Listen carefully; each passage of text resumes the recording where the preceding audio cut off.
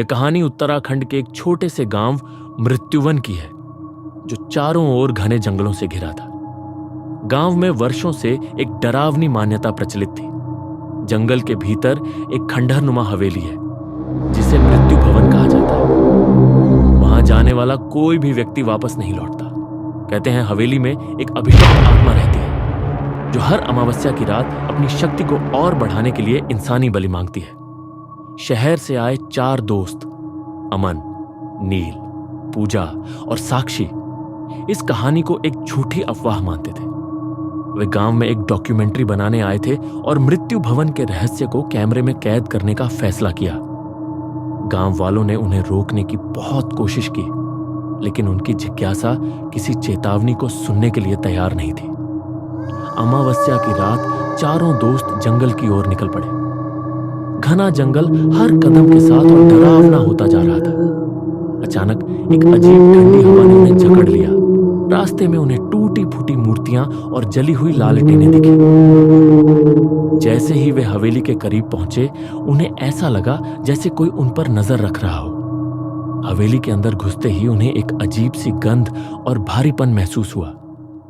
दीवारों पर खून के छींटे और अजीब से मंत्र लिखे हुए थे। पूजा ने एक कोने में पड़ी पुरानी लकड़ी की अलमारी खोली। उसमें से एक गुठलीदार और सड़ी हुई किताब गिरी। किताब पर खून के निशान थे और उसमें अजीब चित्र बने हुए थे। नील ने किताब को उठाकर पढ़ने की कोशिश की। जैसे ही उसने पहला पन्ना पलटा, हवेली के दरवाजे अपने आप बंद हो गए। एक डरावनी हंसी चारों ओर गूंजने लगी।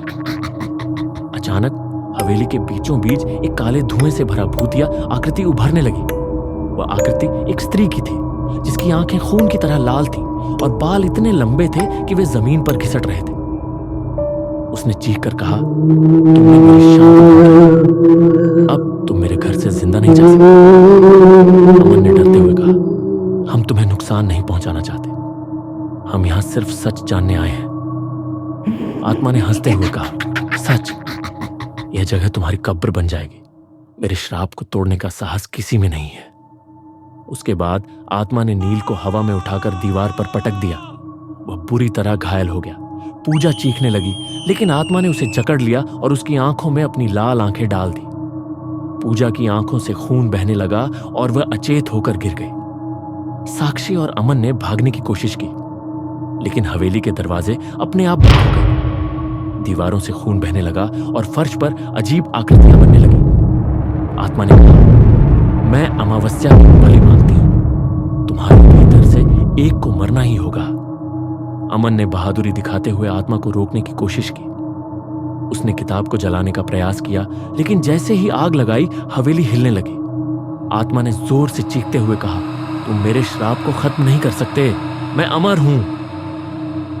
अचानक हवेली की दीवारें गिरने लगी। आत्मा ने एक एक करके अमन और साक्षी को भी खत्म कर दिया। अगले दिन गांव वालों को जंगल में उन चारों दोस्तों के कैमरे और किताब के जले हुए टुकड़े मिले। कहते हैं उस रात हवेली में आत्मा और भी शक्तिशाली हो गई। अब हर अमावस्या को गांव के पास से किसी न किसी की चीखें सुनाई देती हैं। गांव वालों ने जंगल की ओर जाना पूरी तरह बंद कर दिया। मृत्यु भवन की कहानियां अभी भी जिंदा है और कोई नहीं जानता कि आत्मा को शांत करने का तरीका क्या है। लेकिन जो भी वहां गया, वह कभी वापस नहीं लौटा।